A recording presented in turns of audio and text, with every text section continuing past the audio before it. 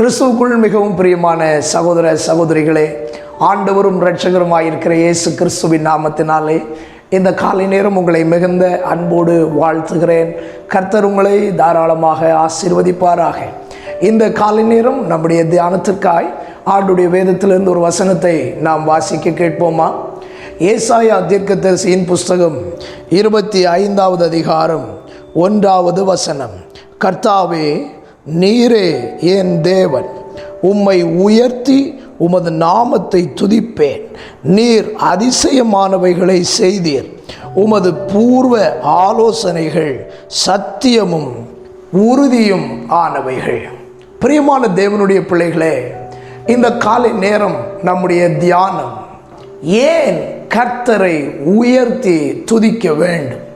பிரியமான தேவனுடைய பிள்ளைகளே, நம்முடைய வாழ்க்கையிலே ஆண்டவர் எவ்வளவோ அதிசயமான காரியங்களை நம்முடைய வாழ்க்கையில் செய்திருக்கிறார்.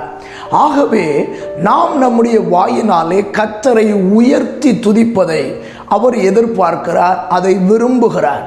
நம்முடைய ஆண்டவருக்கு பெயரே அதிசயமானவர் என்பது.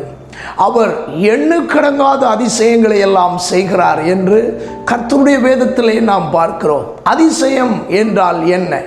மனிதனுடைய புத்தியினாலும் மனிதனுடைய சக்தியினாலும் மனிதனுடைய எந்த முயற்சிகளினாலும் செய்ய முடியாதவைகளை தேவன் தம்முடைய வல்லமையினாலே மனிதர்களுடைய வாழ்க்கையில் செயல்படுத்துவது அதிசயம் என்று அழைக்கப்படுகிறது. உங்கள் வாழ்க்கையிலே இந்த காலை நேரம் சிந்தித்து பாருங்கள். உங்களுடைய முயற்சி தோற்று போன இடங்களில் கர்த்தர் உங்களை ஜெயிக்க வைத்திருக்கிறார் அல்லவா? உங்களுடைய முயற்சி தோற்று போன இடத்துல நீங்கள் அநேக நன்மைகளை காணும்படி கர்த்தர் உங்களுக்கு கிருபை செய்திருக்கிறார் அல்லவா? மனிதர்கள் இது நடக்காது என்று உங்களை பார்த்து சொன்னபோது ஆண்டவர் அதை உங்கள் வாழ்க்கையில் நடக்க செய்திருக்கிறார் அல்லவா? இதுபோல எத்தனையோ காரியங்களை நாம் தோற்று போவோம் என்று நினைக்கிற இடத்தில், நடக்காது என்கிற இடத்தில், இது இனி எங்கே நடக்க வாய்ப்பு இருக்கிறது என்று நாம் யோசிக்கிற இடத்திலே ஆண்டவர் தம்முடைய வல்லமையை விளங்க பண்ணி நம்மையும் நம்முடைய குடும்பங்களையும் ஆண்டவர் அதிசயங்களை காண செய்து நம்மை நடத்துகிற தேவனாய் இதுவரைக்கும் இருந்தார் அல்லவா? இந்த காலையிலும் நம்மை பார்த்து பேசுகிறார். இதுவரைக்கும் நீங்கள் கண்ட அதிசயங்களுக்காக துதியுங்கள்.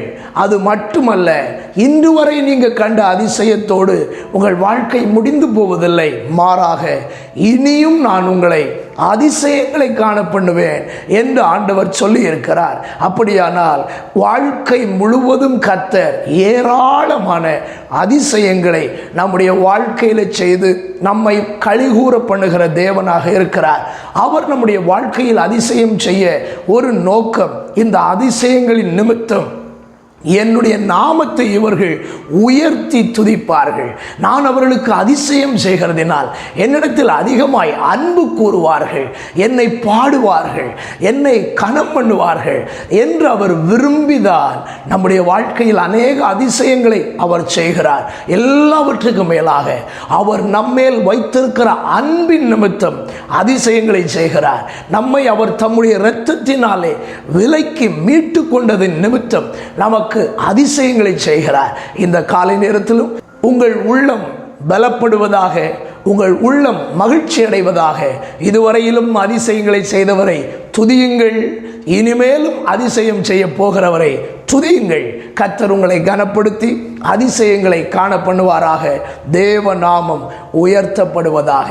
நாம் ஜெபிப்போமா? எங்கள் பிதாவே, ஜீவனுள்ள ஆண்டவரே, எங்களை அதிசயங்களை காண பண்ணுகிற தேவன் நீர்.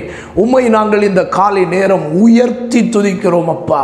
எங்களுடைய பலத்தால் உயர முடியாத இடங்களில் நீர் எங்களை உயர்த்துகிறீர்.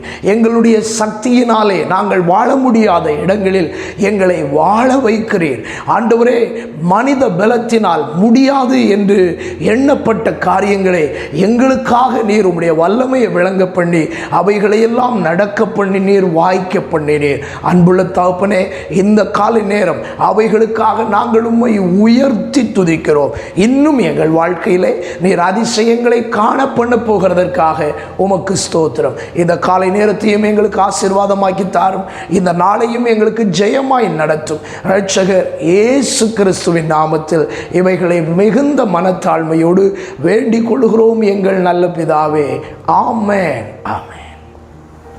God bless you. கர்த்தர் உங்களை ஆசீர்வதிப்பார். ஆமென்.